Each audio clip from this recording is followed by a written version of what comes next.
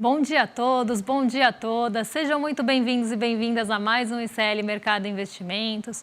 Hoje é dia importante com divulgação de serviços aqui no Brasil, então a gente vai passar esse tema com vocês aí com bastante detalhe. A gente também vai falar do PMI, né, de serviços, para onde ele estava apontando em novembro, para onde ele deve apontar em dezembro, se ele teve ali foi um bom termômetro do setor de serviços hoje, né, nessa divulgação de hoje aí de novembro. Mas a gente também tem outros assuntos bem importantes para falar aqui com vocês. A gente vai falar da desoneração ou reoneração, né, dos setores aí que está em debate essa pauta. A gente também tem aí o Fórum Mundial para trazer as primeiras repercussões para vocês.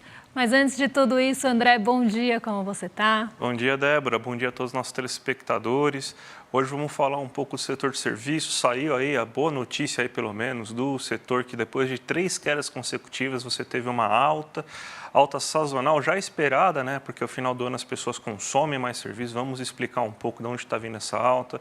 Vamos falar de novo, dia da marmota, né? De novo essa discussão entre Haddad e Pacheco sobre a questão da reoneração da folha salarial. Vamos falar muito de Davos, porque agora começou de vez, né? Já temos falas importantes de Biden, todo mundo pegando na questão ambiental, das inteligências artificiais, falando também de inflação também, que pode prejudicar o mundo agora no ano de 2024. Temos bastante falas de Davos para repercutir. Mas antes de tudo, né, Débora? Vamos passar pela agenda do dia aí para a gente ver o que o nosso telespectador pode esperar aí no dia de hoje? Bom, hoje a gente tem também aí divulgações importantes na Alemanha. Ontem a gente teve a divulgação do PIB. Como o mercado estava fechado lá nos Estados Unidos, a gente teve aí um peso maior nessa divulgação do PIB da Alemanha e da produção industrial da zona do euro, que acabaram recuando aí no dia de ontem. Então, hoje, quem volta também para o radar é o CPI, né, o Índice de Preços ao Consumidor da Alemanha, e o núcleo do CPI, o núcleo do Índice de Preços ao Consumidor, e também aí as expectativas econômicas da Alemanha. Então, são dois aí, pontos que devem ficar e já ficaram, inclusive, no radar. Pensando aí em inflação ao consumidor e núcleo, os dois ficaram bem dentro do esperado, sem muita surpresa. Então, esses devem ser pontos que devem mexer um pouco mais, inclusive, com a economia e com as bolsas europeias de uma forma geral, até porque ele vem na esteira aí de um PIB muito ruim. Então, também deve tomar um pouco da atenção do mercado a divulgação dos índices de inflação. A gente tem aqui no Brasil o IPCS da segunda quadricemana de janeiro, o IBGE divulgando o volume de serviços. Esse dado a gente vai trazer aí bastante coisa para discutir com vocês. A gente tem ao longo do dia aí o Empire State, né, tendo a divulgação do índice industrial, de atividade industrial do Empire State lá pelo Fed de Nova York. É uma medida aí importante também de produção industrial, o mercado gosta bastante de olhar para ela. Tem participação do ministro Fernando Haddad em evento do Banco do Brasil. A gente tem falas importantes durante a tarde também de dirigentes do FED. Isso deve também ficar um pouco em foco, até depois de algumas falas que a gente teve aí ontem de dirigentes do Banco Central Europeu. Isso acabou aí jogando um pouco, inclusive, de areia nas expectativas de corte de juros nos Estados Unidos. Então, por mais que tenham sido falas aí do Banco Central Europeu, isso acabou mexendo com as expectativas dos juros, até porque ontem o mercado estava fechado em Nova York. Temos também, à noite, um dado que deve ficar muito no radar e deve tomar uma proporção grande na Ásia durante a madrugada e uma proporção grande aqui na abertura amanhã, que são os dados aí de produção industrial, vendas no varejo e PIB da China. Esses dados bem aguardados, mas eles só saem às 11 horas durante a noite, mas devem aí refletir bastante na abertura. Hoje a gente tem balanço, começou a temporada de balanço lá nos Estados Unidos, né? Então a gente tem Goldman Sachs divulgando seu balanço trimestral e o Morgan Stanley também. Então, 2 balanços importantes, né? A gente sempre começa pelo setor financeiro lá nos Estados Unidos. Então, esses números foram divulgados antes da abertura. Então, na verdade, eles estão sendo digeridos agora, porque o mercado dos Estados Unidos está abrindo nesse momento, né? Abre às 10h30. Então, a gente deve ter aí um começo de reflexo da divulgação desses dados. Tem reunião aí na Bélgica hoje durante o dia E tem o Fórum Mundial também, aí reunindo líderes políticos, formuladores de política monetária em Davos, né, que é o Fórum Mundial de Davos. E a gente também vai falar bastante na Suíça. Então, hoje é Ecofin na Bélgica e o Davos na Suíça aí. São reuniões que devem tomar o dia todo, mas também tem aí um peso importante na agenda, principalmente o Fórum Mundial. Vamos então agora começar o nosso giro pelo mundo, porque já tem aqui a nossa notícia aqui de todo dia, né, para vocês entenderem. Volta de feriado, né? Ontem foi feriado de Martin Luther King dos Estados Unidos. Então a gente já tem agora as bolsas norte-americanas funcionando, vão abrir ainda, né? Não abriram ainda plenamente, né? Então daqui a pouco a gente vai ter os dados, né? Mas então a gente já tem a volta dos mercados americanos aí na liquidez mundial das bolsas, temos a Europa que está operando negativo, temos aí também a Ásia. Então vamos começar pela Ásia, Débora. O que você pode falar para a gente aí sobre o que está acontecendo na Ásia nesse momento, como que estão as bolsas, como fecharam as bolsas de lá? As bolsas de lá fecharam no negativo hoje, André, e todo mundo que está em casa, justamente porque a gente não tinha referência de Nova York ontem, que acaba também trazendo aí um pouco de reflexo para a abertura dos mercados asiáticos, então elas acabaram aí respondendo mais a fatores locais. A Ásia predominantemente ficou negativa, então a gente não teve ali nenhuma bolsa que contrariou o movimento geral das bolsas asiáticas, mas a gente tem um destaque importante para o Hang Seng, ele caiu mais de 2% nessa madrugada, fechou em queda, e uma queda que foi a maior entre as bolsas asiáticas, inclusive, porque ele foi muito pressionado pelo setor imobiliário. A gente sabe que o setor imobiliário chinês já está enfrentando dificuldades, mas a gente teve uma divulgação aí de indicadores importantes referentes ao setor imobiliário, entre eles aí as vendas em 2023, e as vendas decepcionaram no ano passado. Então, o Hang Seng foi muito prejudicado pelo setor imobiliário, que é um subíndice, inclusive, do Hang Seng, e ele teve ali, esse subíndice caiu mais de 3%, puxou o Hang Seng para baixo, e ele teve essa variação negativa aí de 2,16%. Lá no Japão, a gente teve aquela sequência ali de altas por várias sessões, né? Desde a abertura do feriado na semana passada, o Japão vem emendando altas, quase uma semana consecutiva aí de altas, mas hoje ele fechou em queda, até por um movimento bem esperado, que é a realização dos ganhos, né? Então, depois de uma semana de altas e renovação dos recordes históricos lá no Japão, hoje o Nikkei 225 caiu um pouquinho aí por conta dessa realização de ganhos.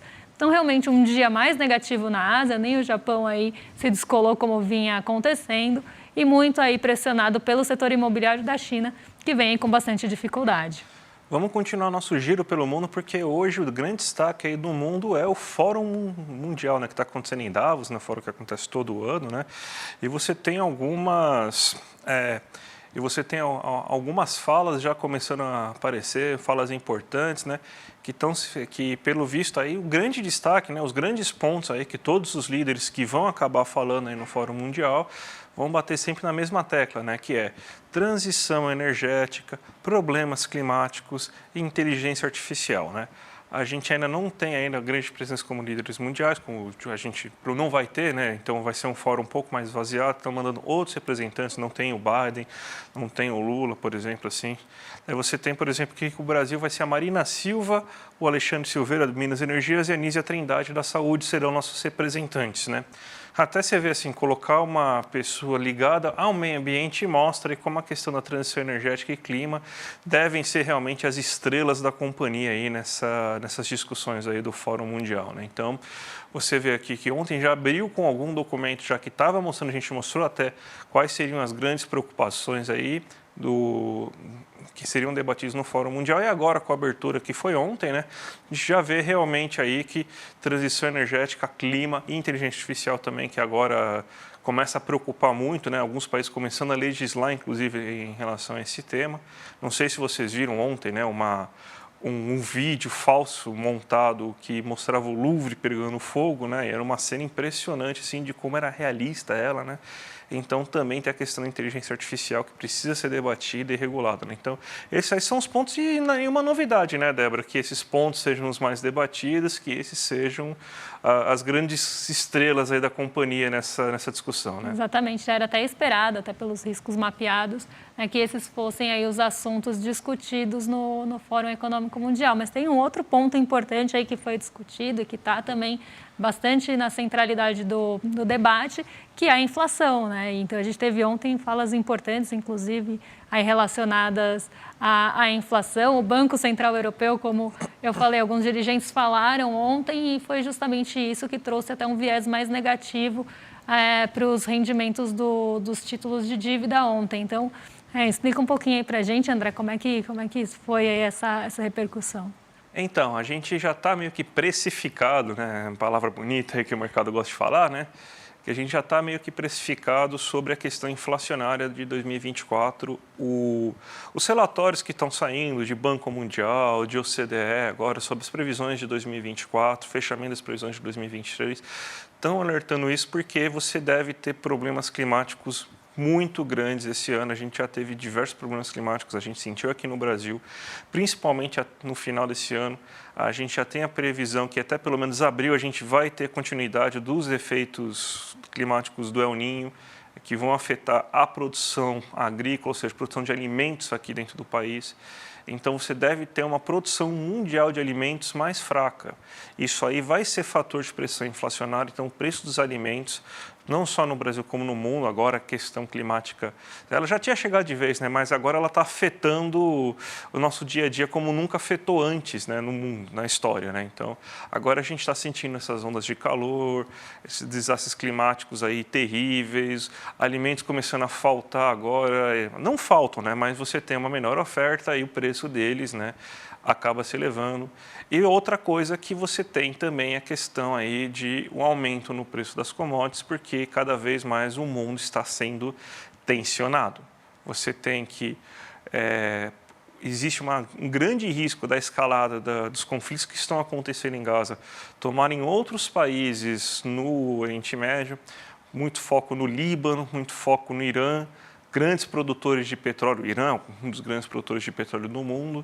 Isso aí pode encarecer o preço do petróleo e vai encarecer a gasolina. Então, se você fizer uma mistura de alta do preço dos alimentos e alta do preço do petróleo, não tem Selic, não tem taxa de juros no mundo que faça conseguir segurar a inflação, até porque a taxa de juros não consegue impedir guerras e não consegue fazer chover mais e amenizar o clima, né? Então, ela não tem essa mágica, né? Os bancos centrais acreditam que tem, né? Mas ela não produz essa mágica. Mas é isso que o pessoal está alertando, né? Que você tem, então, muitas pressões que devem vir do preço dos combustíveis e dos bens energéticos e também dos alimentos. Então, a gente está, de novo, numa tempestade perfeita, extrema-direita fazendo o que quer no mundo, os conflitos se elevando, as tensões aumentando e o preço dos alimentos deve subir com as questões climáticas. Então, belo ano para se viver 2024, né, Débora? Pois é, e quando a gente pensa ali, né, no Mar Vermelho, principalmente, no Canal de Suez, normalmente a gente pensa no petróleo ali de primeira.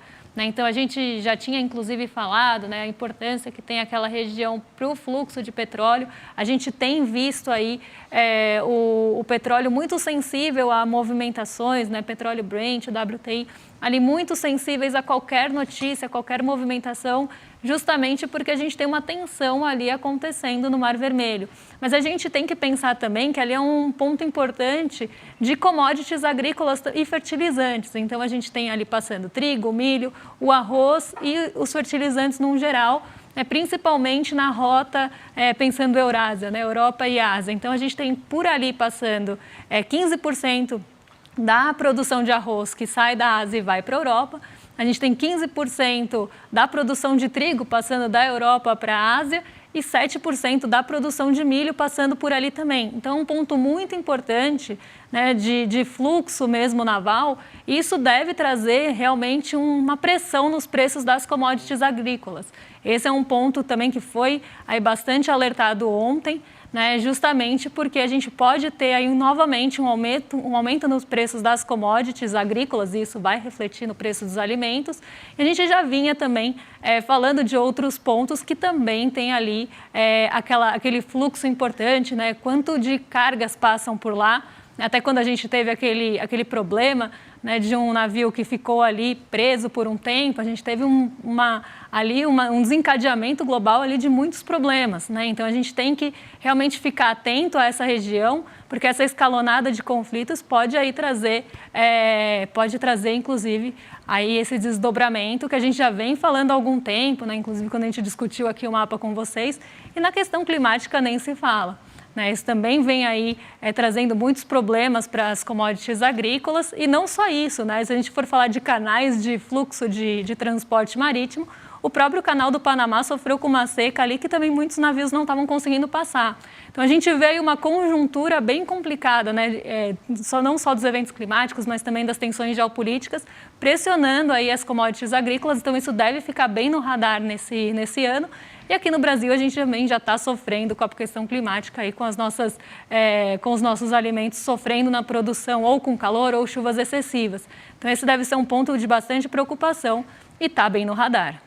Vamos falando do Brasil, né? Vamos finalmente chegar no Brasil. Davos hoje tomou bastante parte do programa, mas a gente tem uma notícia importante aqui do Brasil, que é a divulgação do setor de serviços, né? Você tinha 3 quedas consecutivas do setor de serviços nos últimos meses e agora você voltou a aumentar a quantidade de serviços prestados aí durante o ano de 2023, no mês de novembro de 2023. Primeiro fator que pode explicar isso, sazonalidade, né? A gente sabe que os últimos 2 meses do ano é uma época de muitas confraternizações, festas, as pessoas procuram mais serviços, então você tem um aquecimento meio que natural desse momento aí, principalmente no setor de serviços, que as pessoas vão procurar mais viajar, você tem férias escolares, principalmente a partir de dezembro, mas em novembro você já começa alguma quantidade de férias, você tem alguns feriados importantes aí que fazem as pessoas viajarem, você tem mais gente procurando bares e restaurantes para fazer confraternizações, você tem inclusive gente que começa a entrar de férias agora no recesso e começa a procurar mais serviços profissionais para tentar arrumar uma coisinha ou outra. Então você tem uma sazonalidade importante e essa sazonalidade talvez continue, deve continuar pelo menos o que está mostrando os dados do PMI, que a gente vai falar daqui a pouco sobre ele, né? Então essa sazonalidade deve ser importante e ela deve continuar em dezembro e ele deve ser o carro-chefe realmente da economia brasileira nesse terceiro semestre, o setor de serviços. Vamos colocar aqui na tela um gráfico para mostrar aqui para vocês como que foi o comportamento do setor de serviços agora. Você teve uma alta de 0,4% no volume de serviços prestados total, né? Se a gente for pegar alojamento e alimentação, que são bares, restaurantes e hotéis, a alta foi de 1,5%. Nos outros serviços prestados às famílias, que aí a gente já está falando de cabeleireiro, manicure, esses serviços que você faz aí no seu dia a dia, pelo menos na semana, né?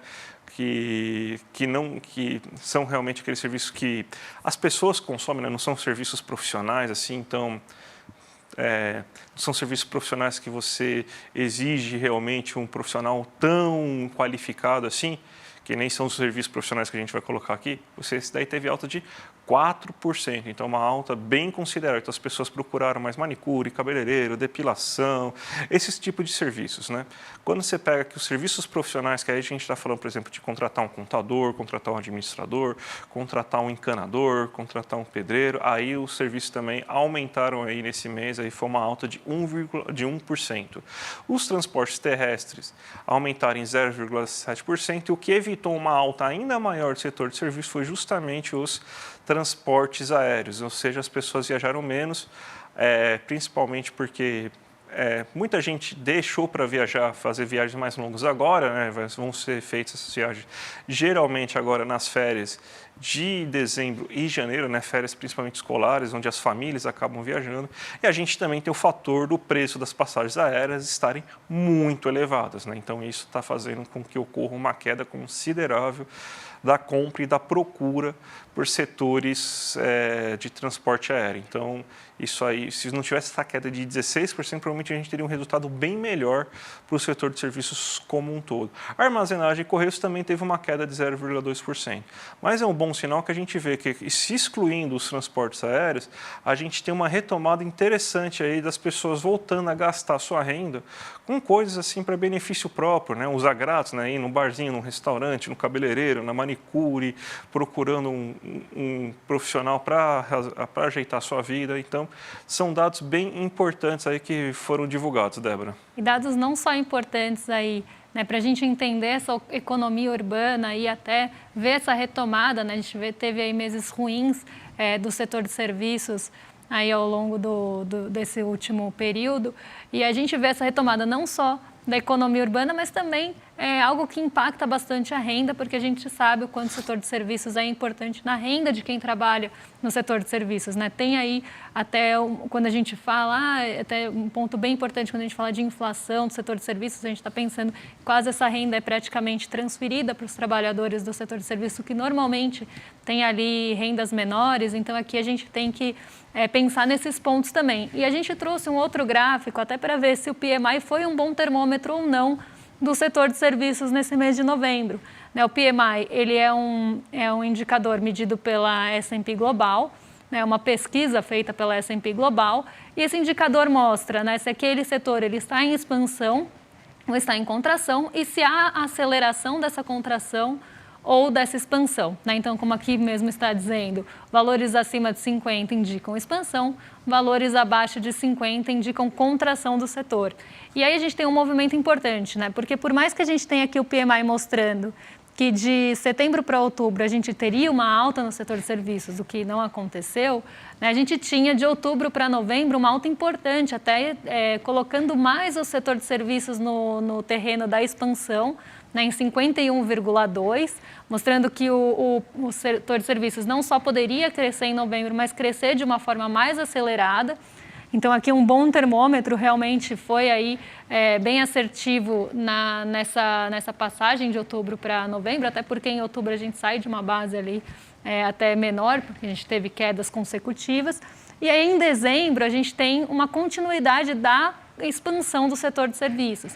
Então, o setor de serviços em dezembro, até pela sazonalidade, como foi bem explicado aqui, deve continuar subindo em dezembro, então deve continuar crescendo, então deve ficar no terreno positivo, ter alguma alta entre novembro e dezembro, mas num ritmo um pouco menor que em novembro. Pelo menos é isso que o termômetro aí do PMI está mostrando para a gente. Então, sim, deve continuar crescendo, mas talvez num ritmo menos acelerado do que a gente teve nessa alta de novembro.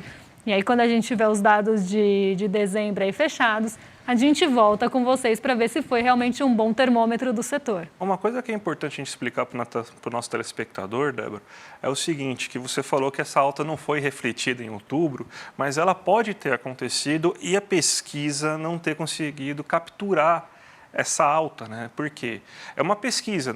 Quando a gente fala, por exemplo, assim, a diferença sobre essas pesquisas e o próprio dado do IBGE, quando ele faz o levantamento do PIB, é que essa pesquisa é por uma amostragem. A gente sabe, é que nem, por exemplo, você pescar pesquisa eleitoral. Claro que o IBGE tem uma metodologia muito mais confiável, muito mais palpável, é um órgão muito respeitável, né? Então não dá para a gente comparar, por exemplo, com uma pesquisa para eleição, né?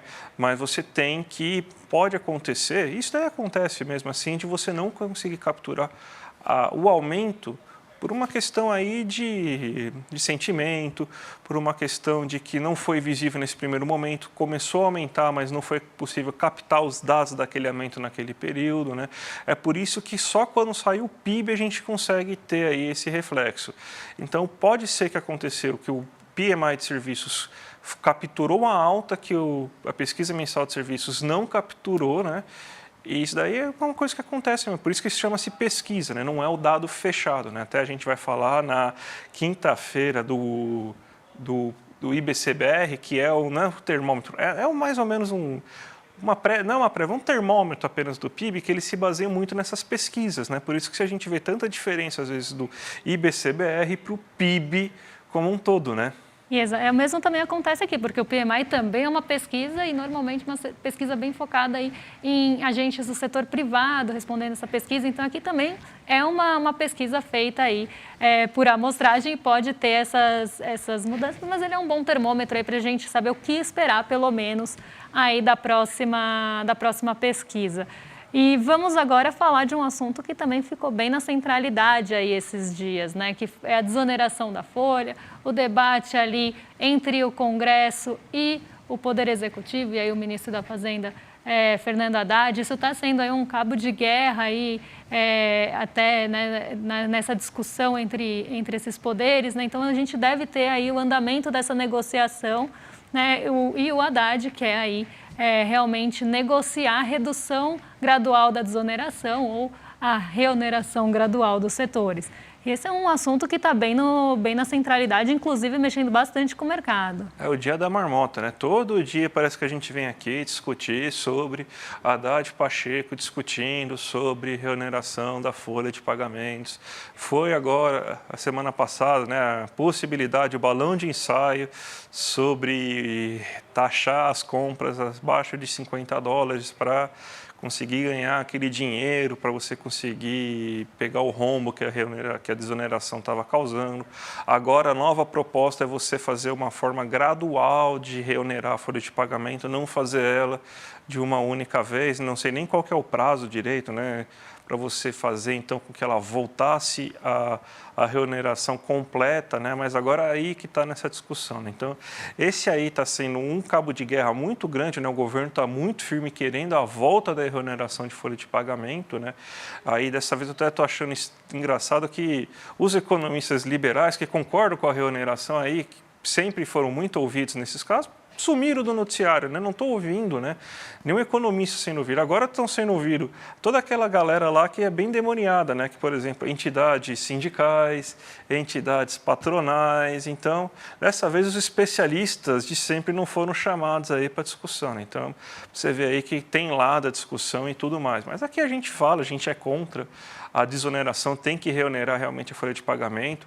A única coisa que parece que a gente, economistas que são tão diversos, dificilmente consegue concordar alguma coisa, parece que agora que a gente concorda, não ouvem a gente, né? Eu estou achando incrível isso, né? Mas mais ou menos isso, né? Então, continua esse cabo de guerra, vamos ver, né? Cenas dos próximos capítulos. Provavelmente essa semana a gente ainda deve voltar a esse tema, Débora. Exatamente, até porque a gente tem aí uma reunião esperada entre o Rodrigo Pacheco e o Fernando Haddad. Essa reunião é esperada até para o fim da tarde de hoje, então isso deve ficar aí bastante na centralidade, como eu falei, do mercado, né? A gente tem uma agenda, pensando aqui em Brasil, ou fatores que podem influenciar a gente. A gente tem o PIB, as expectativas para o PIB da China, aí um pouco no radar, e a gente tem essa negociação bastante no radar. Então, o mercado está olhando bastante para isso, não só pensando na desoneração ou reoneração gradual de folha de pagamento, mas também aí nas questões fiscais, como eu sempre falo aqui, o mercado olha muito para isso. Então, isso deve ficar realmente na centralidade e o Haddad já está aí pensando em medidas, né, em mostrar ali quais são os impactos dessa desoneração no orçamento e nas contas públicas. Então, isso deve ficar realmente bastante aí no radar hoje. E quando a gente olha, vou já emendar aqui com a nossa abertura de mercado, né, porque a gente tem uma abertura de mercado aí hoje mais negativa, como os futuros já estavam mostrando. Então, naquela matéria lá do comecinho do programa, a gente falou que os futuros de Nova York estavam apontando para um dia mais negativo e a gente realmente tem aí esse dia mais negativo hoje acontecendo. Então, a gente vê aí o nosso Ibovespa caindo, né, hoje, depois de 3 dias de recuperação. Nosso Ibovespa teve recuperação, mas uma recuperação mais moderada. Ontem a gente não tinha a referência de Nova York, então uma liquidez mais enxuta, menos negociação aqui no Brasil, mas desde a abertura aí o Ibovespa ele já está no terreno negativo, agora aprofundou as perdas, né? Então a gente deve ter um pouco da expectativa pelos dados da China, trazendo esse cenário negativo. A reunião também, como eu falei, está bem no centro aí das expectativas do mercado, do que deve sair dessa reunião, e não é de hoje, desde ontem, isso está movimentando aí bastante o mercado. E o petróleo, né, que tem aí um grande peso na nossa bolsa, que estava levemente positivo, como vocês viram agora há pouco, ele volta e adentra aí o terreno negativo. Então, a gente viu um petróleo operando em queda no começo da manhã, ele vai para o terreno positivo, mas fica bem perto do 0 a 0 e agora volta a cair. Então, aqui a gente tem, como eu falei, um petróleo muito volátil, a gente não está com um bom momento para o minério de ferro, só ontem aí o minério de ferro caiu mais de 3% em Dalian na China, Então, a gente deve ter uma pressão bem forte vindo aí do preço das commodities hoje, que não estão no seu melhor momento, apesar, né, da atenção voltada para o Mar Vermelho e para a tensão geopolítica que está se formando no Oriente Médio. A gente tem um outro ponto aí pressionando as commodities, que é justamente não só essa expectativa pelos dados da China, mas também aí um enfraquecimento de demanda global que é esperado para esse ano. Então, isso está pressionando bastante as commodities metálicas e as commodities aí energéticas, e por isso a gente vê um petróleo aí oscilando entre perdas e ganhos nessa manhã e deve, inclusive, ter uma pressão mais negativa. Isso deve puxar aí o nosso Ibovespa para o terreno negativo, como a gente está vendo, inclusive a perda sendo aprofundada, e aprofundada após a abertura em Nova York, que também aí vem negativa com o S&P 500, que é o primeiro que aparece aqui para a gente, que também tem um peso grande de petróleo e energia na composição do índice. Então, aqui um dia realmente que deve ser mais aí, negativo, realmente de uma forma geral, pensando principalmente nesses pontos e expectativas para os juros futuros também. Porque por mais que a gente tenha falado aqui, o problema é a gente tem commodities em alta, isso pode influenciar nos preços e não há taxa de juros que traga aí outra alternativa, né, que vá fazer efeito nisso. A gente tem uma alta nas treasuries e aí nos rendimentos de títulos de dívida desde ontem, depois que foi discutido isso lá no Fórum Mundial de Davos. Então, a gente tem alguns dirigentes do Banco Central chamando a atenção para a inflação, e essa inflação volta para a centralidade aí de uma forma de não vamos ter uma alta ou podemos ter uma aceleração da inflação nesse ano. E com isso, né, depois dessas falas, as treasuries nos Estados Unidos disparam, e inclusive aqui os nossos juros futuros dispararam ontem também e devem continuar nessa tendência hoje. Isso diminui o apetite pelo risco e faz as bolsas caírem. Então, a gente tem uma série de fatores aí trazendo esse cenário para a gente.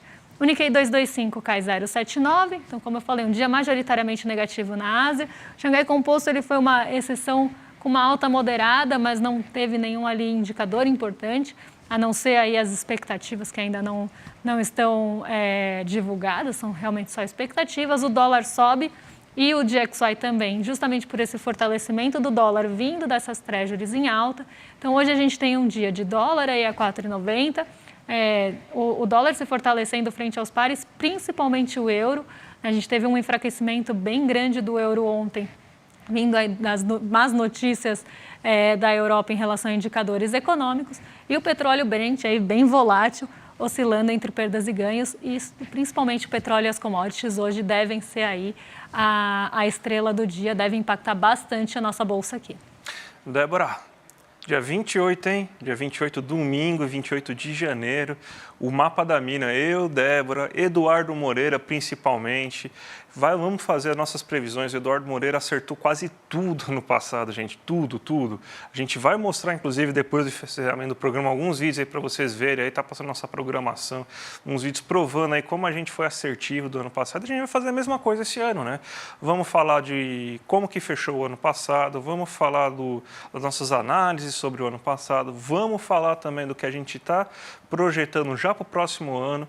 E se você pegar isso, aí sempre é cobrado, né? Você pega um desses grandes bancos, as grandes corretoras, sempre cobram sobre isso, mas aqui a gente faz isso de graça, todo ano aí, é o programa mais imperdível, é o melhor programa, modéstia à parte, vamos dizer assim, que a gente tem aqui quando a gente faz nossas lives sobre investimentos. Isso daí é aquele que você quer ver um no ano, vê esse aí que é o melhor que a gente tem. Então, ó, dia 28, já acessa aqui, já se inscreve aqui no link que está aqui abaixo, edu1.com.br/mercado, porque esse aí é aquele que não dá para perder de jeito nenhum, né, Débora? E a gente passa aqui, né, boa parte do programa falando, a gente tem aí expectativas em relação à China, em relação a juros, né? Quais são as projeções, e aí tudo isso vai ser tratado no Mapa da Mina. Então, projeção do que esperar para a renda variável, o que esperar para juros, o que esperar de cenário global de uma forma geral.